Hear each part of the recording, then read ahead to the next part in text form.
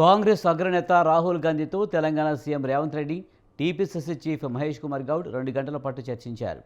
హైదరాబాద్ నుంచి ఢిల్లీకి స్పెషల్ ఫ్లైట్లో వెళ్తూ అన్ని అంశాలపై రాహుల్తో మాట్లాడారు నేతలు.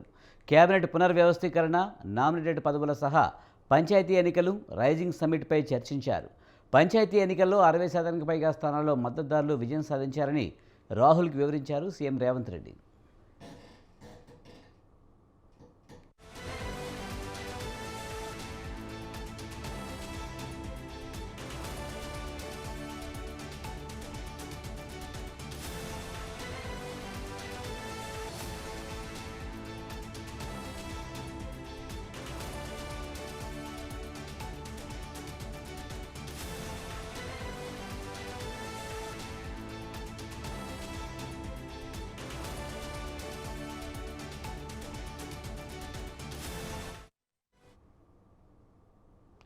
మెస్సీ ఫుట్బాల్ మ్యాచ్ వీక్షణకు హైదరాబాద్ వచ్చిన కాంగ్రెస్ అగ్రనేత రాహుల్ గాంధీకి శంషాబాద్ విమానాశ్రయంలో సీఎం రేవంత్ రెడ్డి ఘన స్వాగతం పలికారు.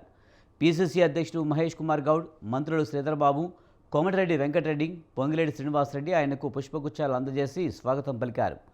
అక్కడి నుంచి ఫలక్నుమా ప్యాలెస్ వరకు రాహుల్ గాంధీ కారులో రేవంత్ రెడ్డి, మహేష్ కుమార్ ప్రయాణించారు. రాష్ట్రంలో తాజా రాజకీయ పరిస్థితుల గురించి సీఎం ఆయనకు వివరించారు. జూబ్లీహిల్స్ ఉప ఎన్నికలో పార్టీ ఘన విజయం సాధించిన తీరు, మొదటి విడత గ్రామ పంచాయతీ ఎన్నికల్లో కాంగ్రెస్ మద్దతుదారుల గెలుపు గురించి ముఖ్యమంత్రి తెలియజేసినట్లు పార్టీ నేతలు తెలిపారు.